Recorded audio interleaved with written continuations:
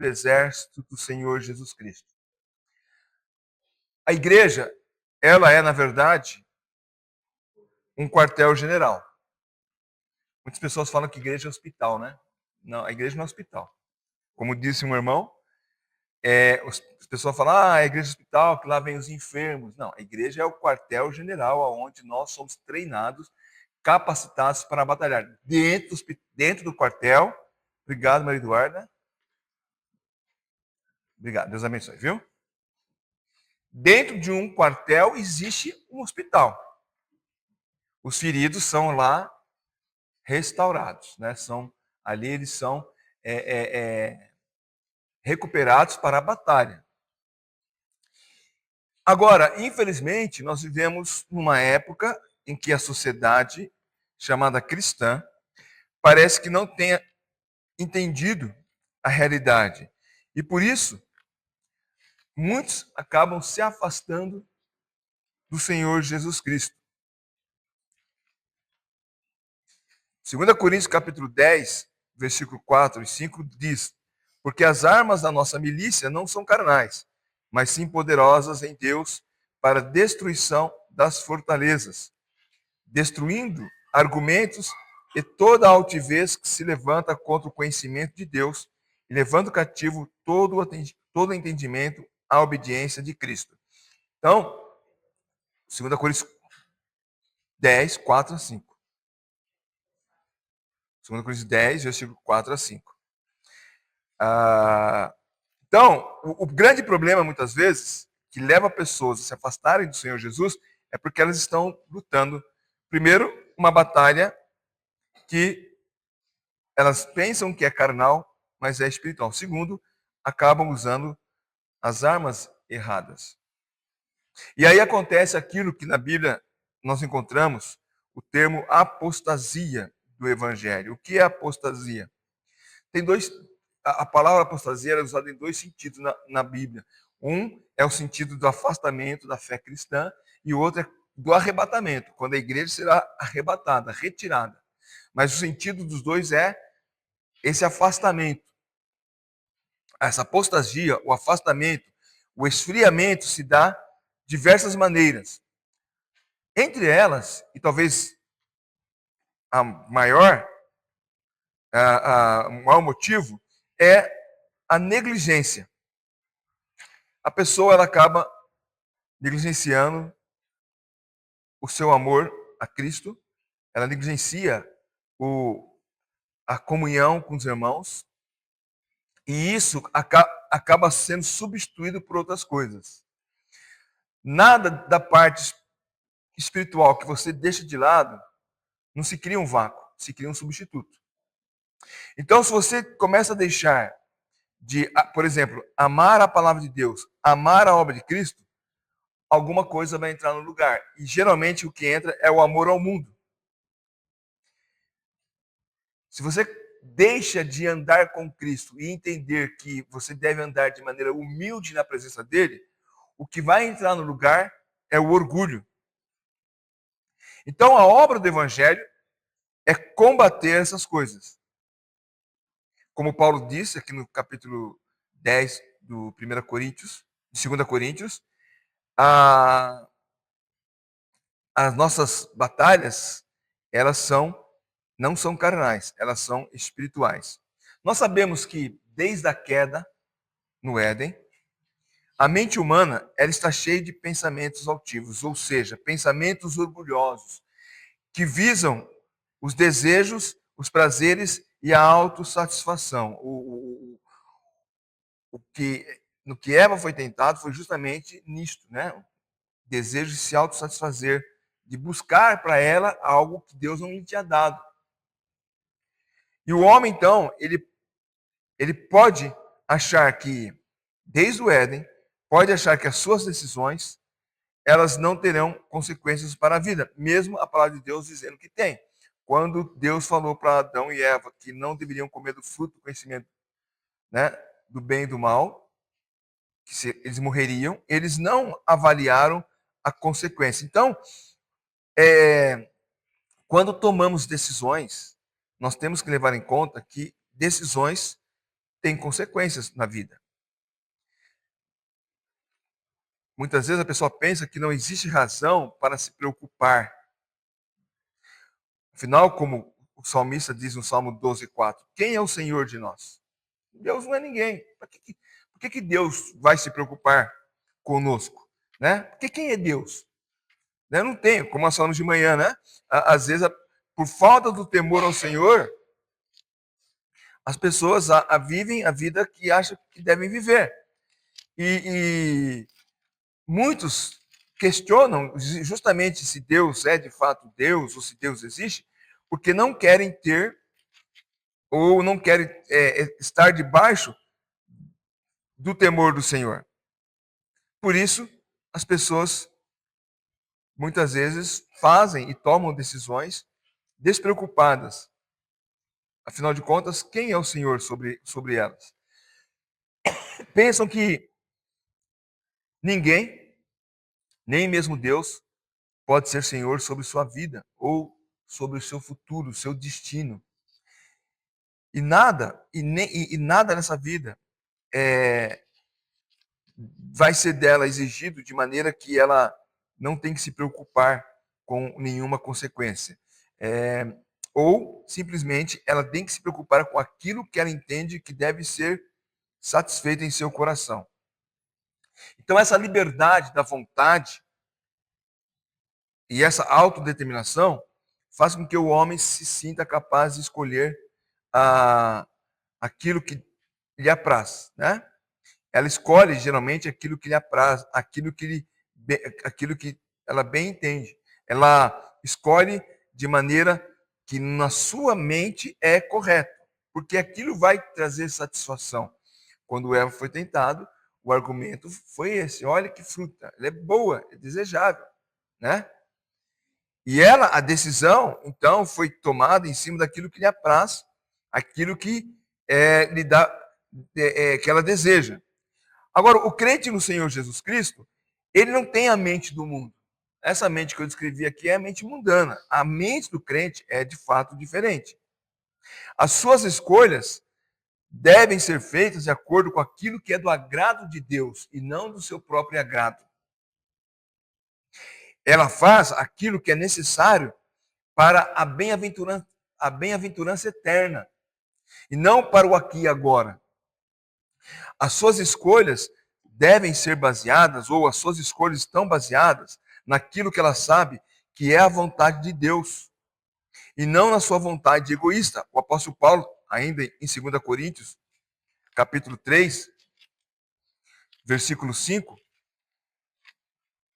2 Coríntios 3, 5, ele diz: não que por nós mesmos sejamos capazes de pensar alguma coisa, como se partisse de nós. Pelo contrário, a nossa capacidade vem de Deus.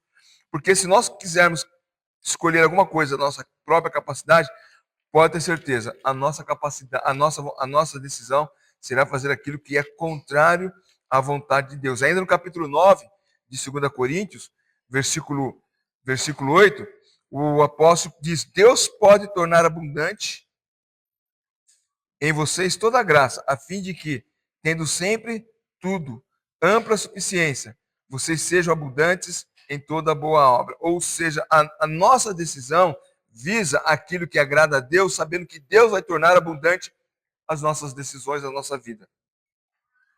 Aquele que não tem a mente de Cristo, por sua vez, ele vai exaltar o seu próprio desejo. É isso que as pessoas fazem. Mas você merece ser feliz.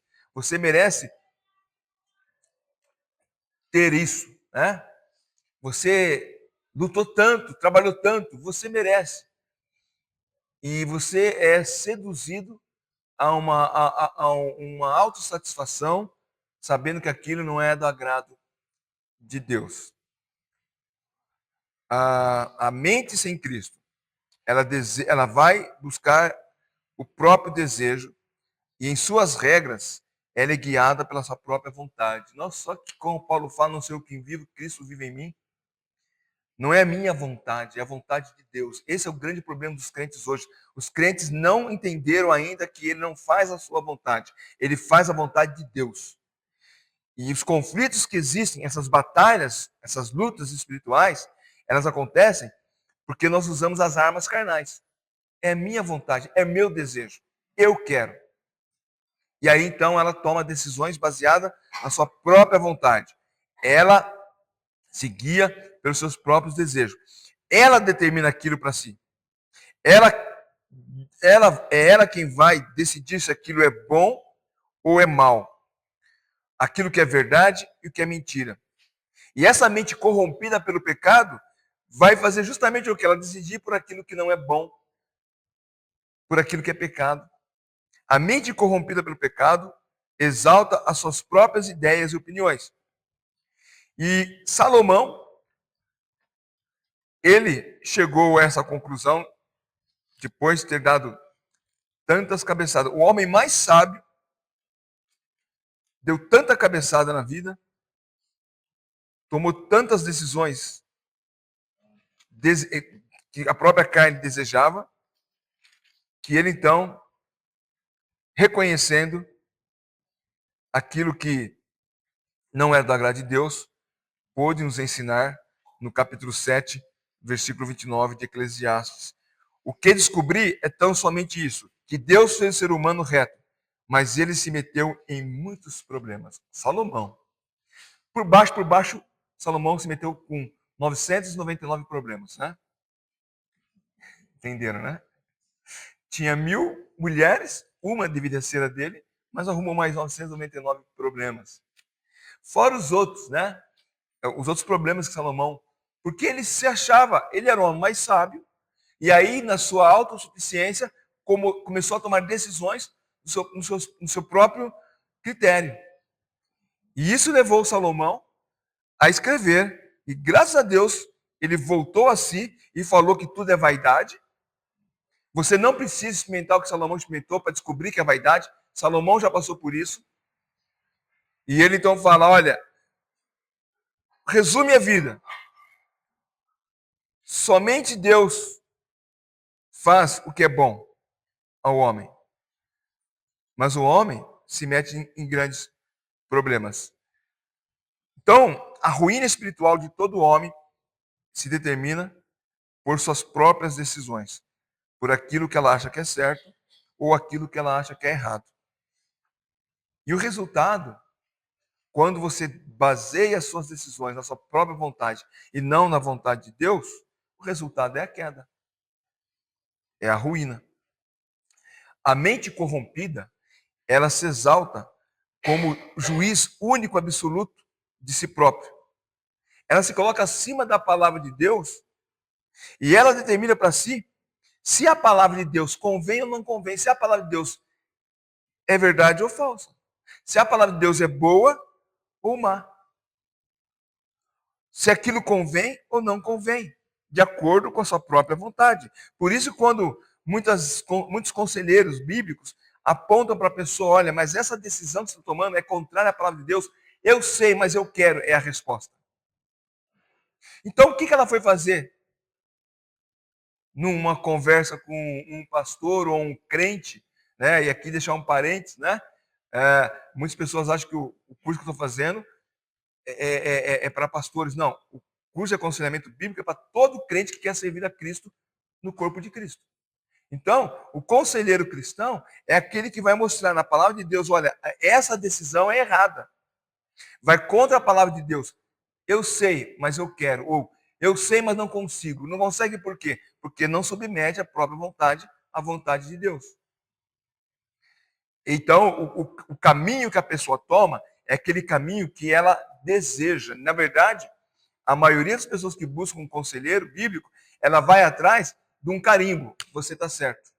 E como ela não consegue, do conselheiro bíblico, não consegue o carimbo, vai por esse caminho que está certo, ela procura quem? Psicólogo. Por que o psicólogo fala? Você merece ser feliz. Mas ele é muito cruel com você. Não é isso. Vai atrás dos seus sonhos. É isso que acontece. E muitos crentes estão aí vivendo vidas desgraçadas, miseráveis, porque não se submetem à vontade de Deus.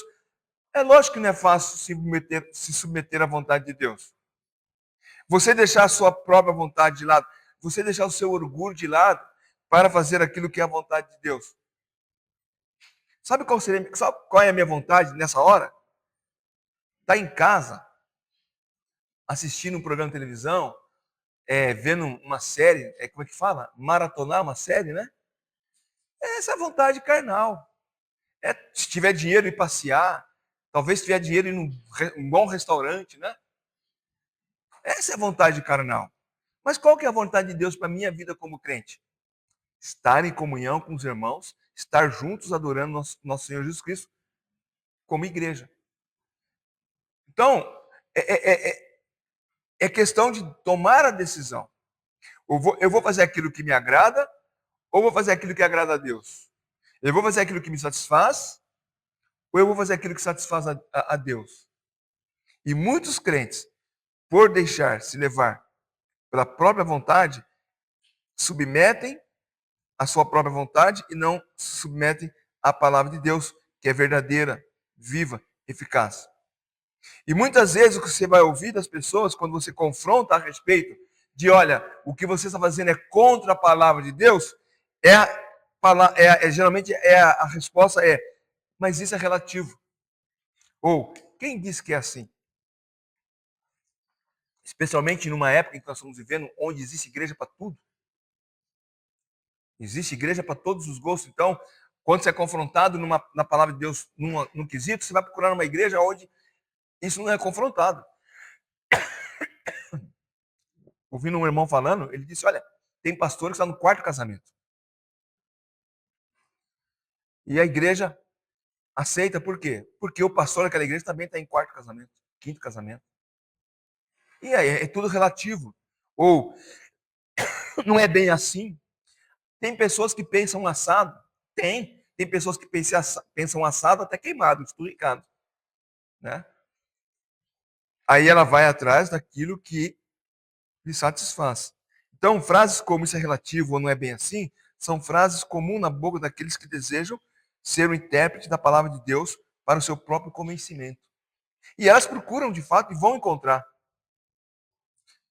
Você ama teu cachorrinho, teu pet, e você quer achar uma igreja onde teu pet é bem aceito. Você vai achar. Até que serve ceia para pet. Você vai achar. Procura na internet, você vai achar. Tá? Porque onde já se viu, o meu pet não pode ter comunhão com o Senhor? Não, ele é cachorro. Ou é gato, ou é como chama aquele, o quê? Que fica na cabeça assim. Calopsita, né? A pessoa aqui, o Pedro com calopsita aqui no culto. Ele até cobra, é pet, né? Imagina o Pedro aqui, a calopsita está fazendo amém para tudo, né? Aqui. Você vai achar, gente. Eu estou brincando, mas você vai achar. Muitos anos atrás, a Dalva, um dia, gente, vai ter um tempo em que haverá casamento de cachorro nas igrejas. Ai, pastor, que absurdo. Tem. É só você procurar aquilo que satisfaz as suas vontades. Você vai encontrar. Então, a pessoa com a mente corrompida, ela vai rejeitar o que é correto e aceita o que é errado. Ela é atraída para o errado. Por quê? Porque a mente está corrompida e está voltada para isso. Somente quando essa pessoa é convencida pelo poder do Espírito Santo de que ela está errada, de que ela está perdida e condenada, é que ela vai poder entender que a palavra de Deus é verdadeira. Que o Evangelho, então, será recebido com submissão e sujeição de alma e consciência. Irmãos, vida cristã é batalha espiritual diária. É você estar na igreja, o diabo tentando entrar em sua mente para te distrair, para desviar o seu pensamento, para você talvez pensar até em coisas impuras, porque é batalha espiritual. E se nós não tivermos submissos à palavra de Deus, facilmente seremos levados e sujeitos aos ataques do maligno. Mas quando você está convencido de que a palavra de Deus é a melhor opção para a sua vida, para a sua alma e para a sua consciência, então a sua mente começará a ser libertada, né, desses ataques satânicos e treinadas para vencê-las, né? Ou para subjugá-las e não ser subjugada por ela. A mente corrupta, ela continua seguindo o seu caminho, tentando nos convencer de que o caminho que ela está nos oferecendo é melhor do que o caminho da palavra de Deus. Mas o destino dessa mente corrupta é a perdição. Como é que a pessoa pode se livrar disso? Como é que ela não cai, ela pode evitar cair na apostasia? Primeira coisa é negando a si mesmo em toda própria ideia e opinião. Não é o que eu acho, não é o que eu penso, mas é o que a Bíblia diz, o que Deus pensa. A não ser que tomemos essa decisão humilde, né, de nunca podermos submeter, a nunca desejarmos submeter a mente humana, a nossa própria mente, mas submeter à vontade de Deus, a não ser que nós não tomemos essa decisão de humildade, nós não vamos entender, não vamos receber e não vamos vencer com o Evangelho de Jesus Cristo. Deus promete ensinar os humildes e mansos. Lá em Salmo 25, versículo 9, e no Salmo 131, Salmo 25, 9.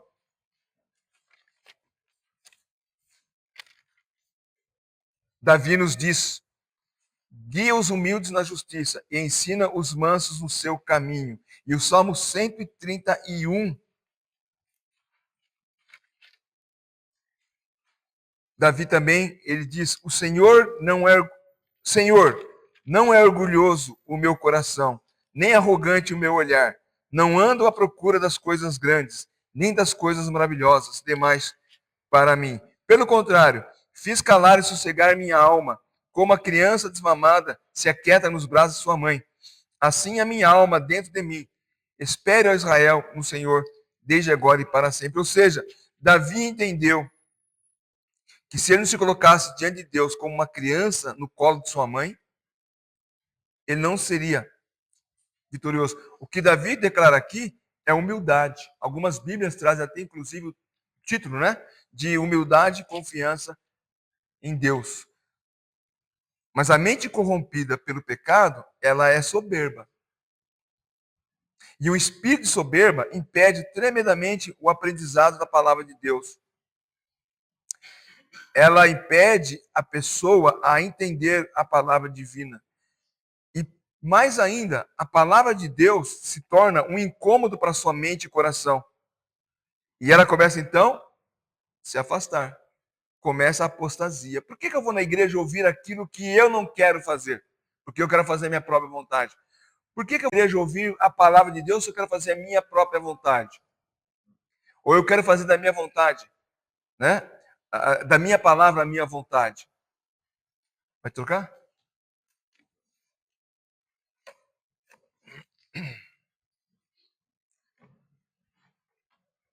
Então ela começa automaticamente a se afastar de Deus, porque ela não quer. A palavra de Deus é um incômodo para a sua vida. A mente corrompida não aceita a verdade, e por isso, em não aceitar a verdade, ela se afasta de Deus.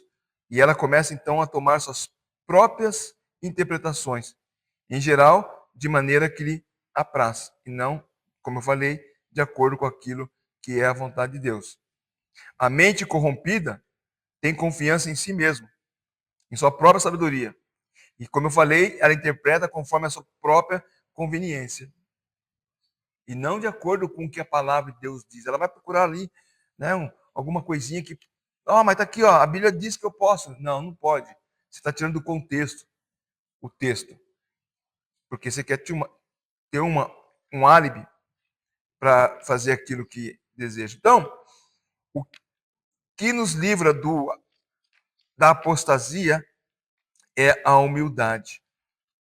E a humildade do crente é compreender que a palavra de Deus nos orienta em assuntos em que se nós fôssemos seguir pela nossa própria vontade, ou para a nossa própria intuição, isso nos levaria a situações de dificuldade. Lembram da palavra de Jesus lá em João 15:5, sem mim nada podereis fazer. Talvez aqui o contexto seja dos discípulos estarem fazendo a obra dele, mas nós não podemos fazer nada sem Deus. Por isso nós temos que sempre saber qual é a vontade de Deus em cada assunto de nossas vidas, para não deixarmos ser levados pela nossa própria vontade. O coração do homem incrédulo, o coração de um homem depravado, corrupto, irá sempre no caminho contrário da palavra de Deus. E é por isso que Cristo veio restaurar o homem em sua totalidade. Não veio só para nos dar a vida eterna, lá, quando você morrer, você vai para o céu. Isso faz parte da salvação. Mas Cristo nos veio, para, como nós falamos de manhã, para nos dar nova vida na terra. Transformação aqui.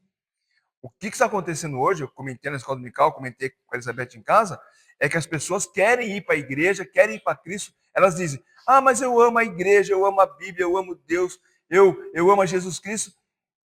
Mas você não quer mudar de vida. Você pode amar um monte de coisa. Mas se você não tiver transformação de vida, se não tiver a regeneração, se não houver o novo nascimento, você vai ser um admirador. E vai ficar de fora.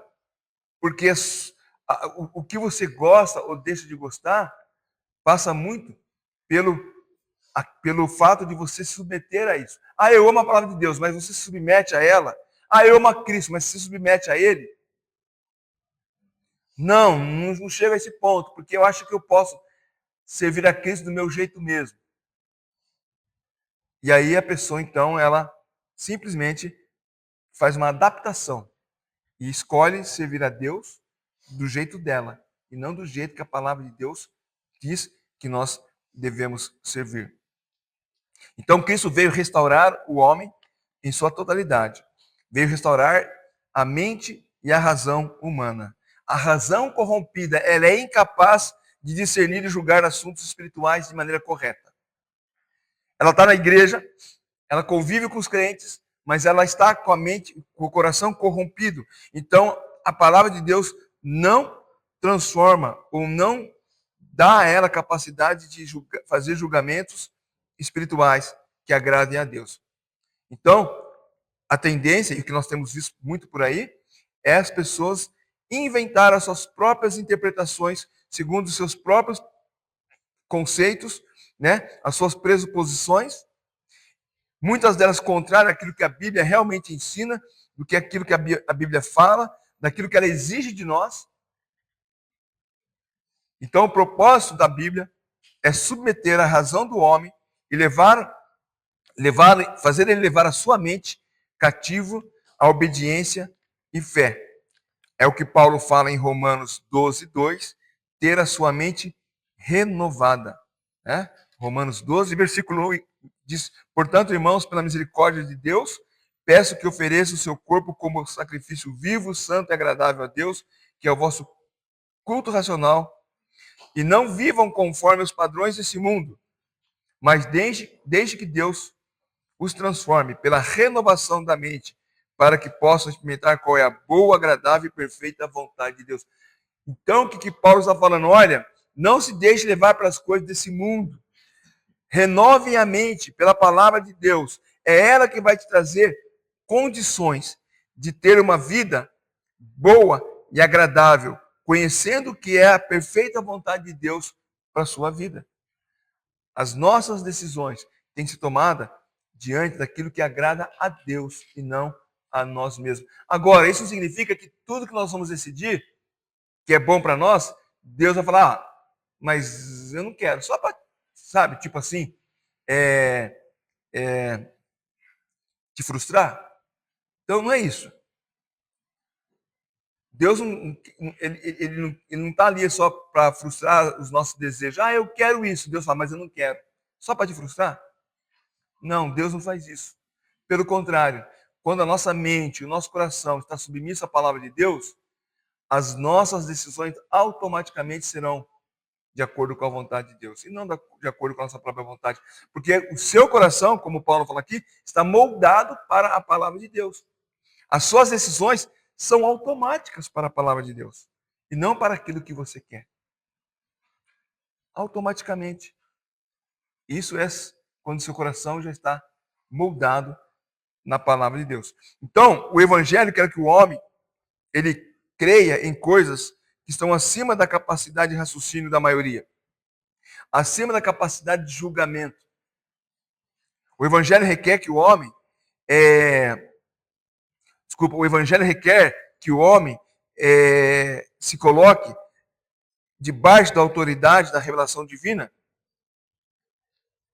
Agora, é lógico que isso para o homem natural, conforme Paulo fala em 1 Coríntios 1, versículo 18 a 25, é loucura.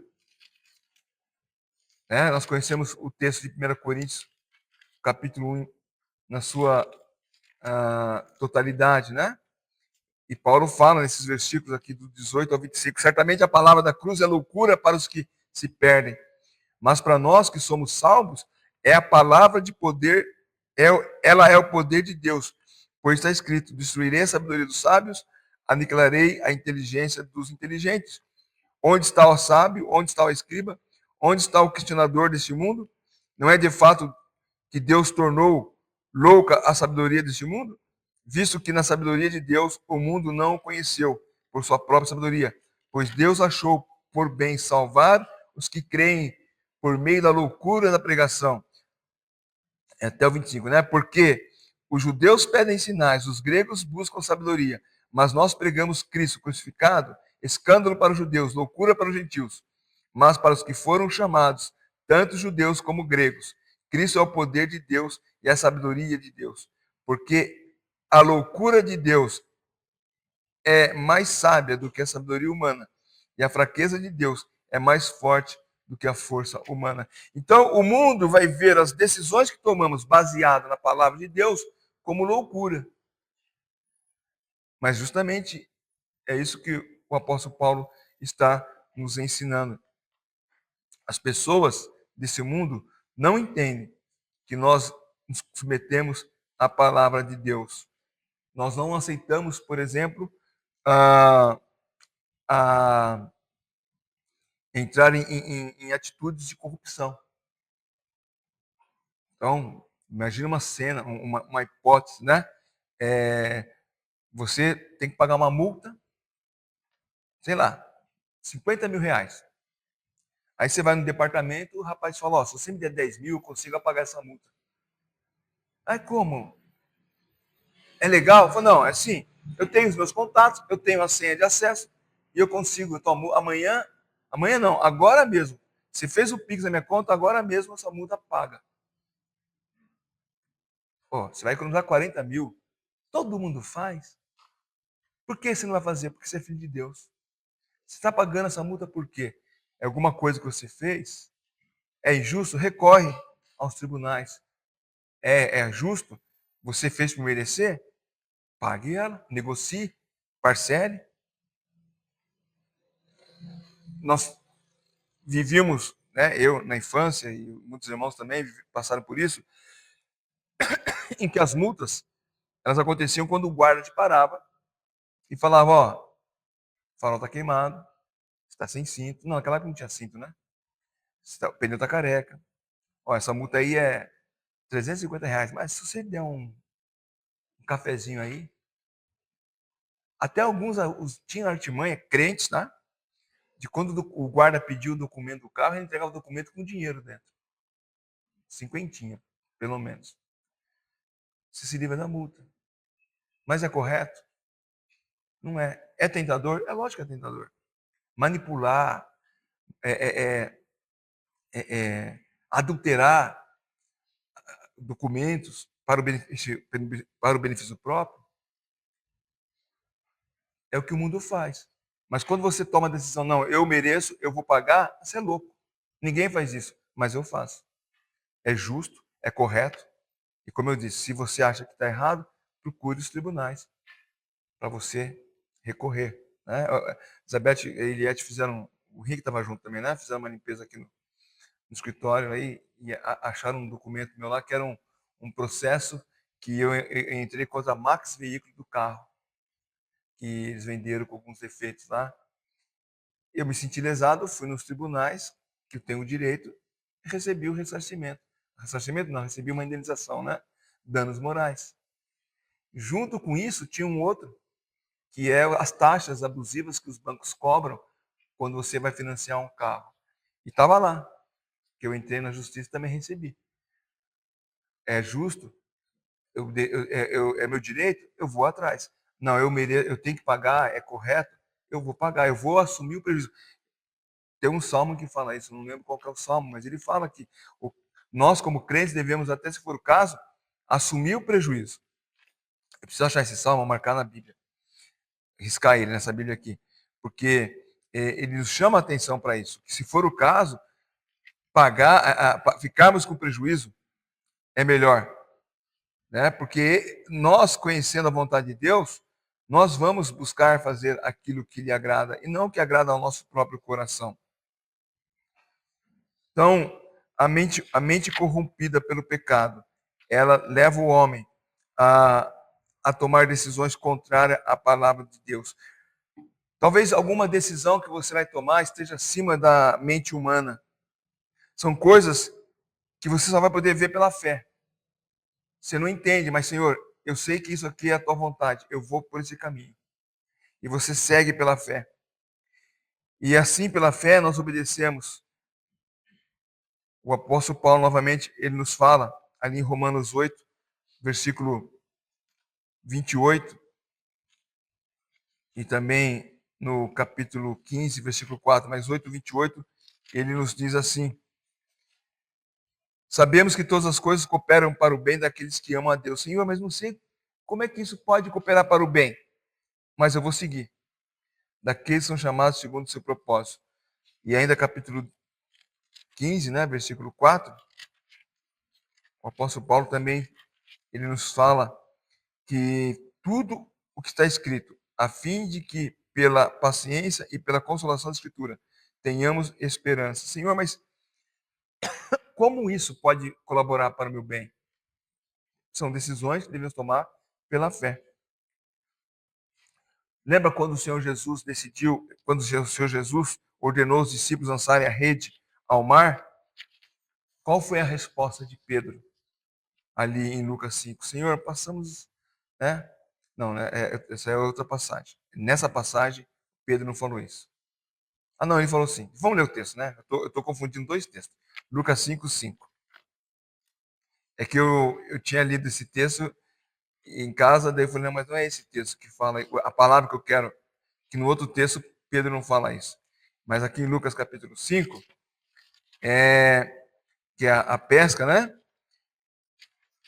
Jesus fala assim, no versículo 4. Quando acabou de falar, Jesus tinha pregado do barco. Pedro disse, leve o barco para o lugar mais fundo e então lance as redes de vocês para pescar.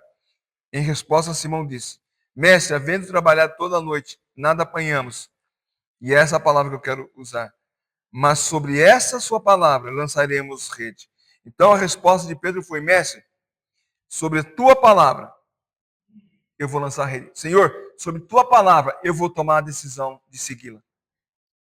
Mesmo que está indo contrário a todas as possibilidades humanas, eu quero seguir. Às vezes nós não vamos compreender o que Deus quer dizer em tal situação. É nesse momento que devemos crer na palavra de Deus, porque a nossa mente é finita, é limitada, não entende, mas Deus sabe. Agora, a mente corrupta, depravada, afastada, não aceita receber mandamentos daquilo que ela acha que não vai trazer nenhum benefício, porque o seu coração está inclinado às paixões desse mundo. Eu acho que você já observou, e você sabe disso, que na frase que nós temos estampado na porta de vidro do templo, ela traz os 5 solas, né? E uma delas é sola escritura. Somente as escrituras. Isso significa não apenas que a Bíblia é o nosso único livro de regra de fé, mas que estamos dispostos a obedecê-la acima das nossas próprias vontades. Somente a palavra de Deus. Agora, você está disposto a submeter-se à palavra de Deus? Você está disposto a submeter às Escrituras? Ela é realmente suficiente para conduzir a sua vida nesse mundo caído e corrompido? Ou você prefere seguir a sua própria vontade e fazer aquilo que lhe agrada? O texto que nós lemos essa noite, quando Nabucodonosor teve um sonho esquisito e chamou Daniel para interpretá-lo, vocês viram que Daniel até falou assim: eu queria que não fosse para você, rei. Né? Daniel ficou assustado com o sonho que Nabucodonosor teve. Mas Daniel foi lá, interpretou o sonho para o rei Nabucodonosor e deu um conselho para ele. No capítulo 4, se você prestou atenção, o versículo 27, Daniel diz assim: portanto, ó rei, aceite o meu conselho, abandone os seus pecados, praticando a justiça, e acabe com as suas iniquidades, usando de misericórdia para com os pobres. Assim talvez a sua tranquilidade se prolongue. Daniel falou: olha, vai acontecer do senhor passar 7 anos como um animal. Mas há tempo de arrependimento. Abandone o seu pecado. Mas o que Nabucodonosor fez? Preferiu seguir o seu coração. E 1 ano depois, o coração corrompido de Nabucodonosor levou ele a viver 7 anos entre os animais, como um animal. O seu orgulho não permitiu atender o conselho de Daniel. Ele precisou passar esses 7 anos, literalmente, comendo grama. E tem crente comendo capim, porque não quer submeter à palavra de Deus. Tem crente comendo grama, porque não reconhece a grandeza de Deus e não se submete a ela. Nabucodonosor, depois de 7 anos, foi restaurado. E ele reconheceu a grandeza de Deus. No versículo 34 diz: nesse tempo recuperei o entendimento, e para a dignidade do meu reino recuperei também a minha majestade e meu resplendor. Os meus conselheiros e os homens importantes vieram me procurar. Fui restabelecido no meu reino e a minha grandeza se tornou ainda maior.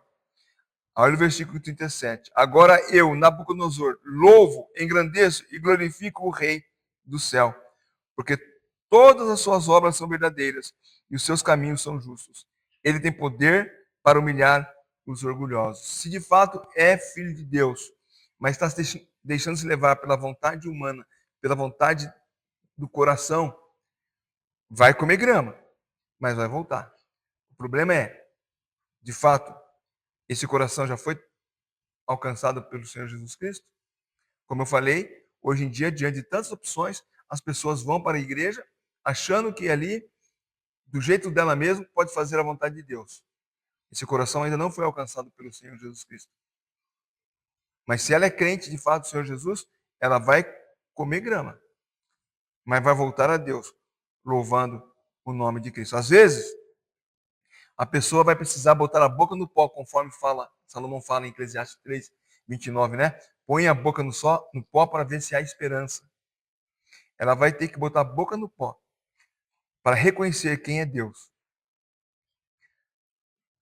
Infelizmente, tem muita gente dentro das igrejas que vivem de acordo com o seu próprio entendimento. Confiam em si mesmo, nas suas próprias vontades, naquilo que lhe convém. Mas qual é o conselho de Deus para essas pessoas? Lá em Provérbios, capítulo 3, versículos 5 a 7. Provérbios 3. Confie no Senhor de todo o teu coração, não se apoie no seu próprio entendimento. Reconheça o Senhor em todos os seus caminhos, e Ele endireitará as suas veredas. Não seja sábio aos próprios olhos, tema o Senhor e afaste-se do mal. É o conselho da vida cristã. Confie em Deus, não confie em si mesmo. Confie no caminho do Senhor, não confie nos teus caminhos. Ande debaixo da palavra de Deus, submetido a ela. E muitos, por rejeitarem esse conselho, estão batendo cabeça, estão se machucando, estão feridos. E o chamado de Deus para essas pessoas, nós encontramos ali em Jeremias 29, 13, né? Busquem ao Senhor e Ele será encontrado. Mas busquem de coração, arrependidos, Que nós possamos viver o cristianismo verdadeiro, genuíno, que é submetendo-se à vontade do soberano Deus para a glória, para a honra e glória dele. Novamente, nós não fazemos as coisas, nós não tomamos decisões para o nosso próprio agrado. Nós tomamos decisões para o agrado de Deus, para a glória de Deus, para a honra do seu nome. Que Deus nos abençoe e possamos ser crentes submissos à palavra de Deus, andando de acordo com a vontade dele e não de acordo com a nossa vontade. Amém? Vamos cantar o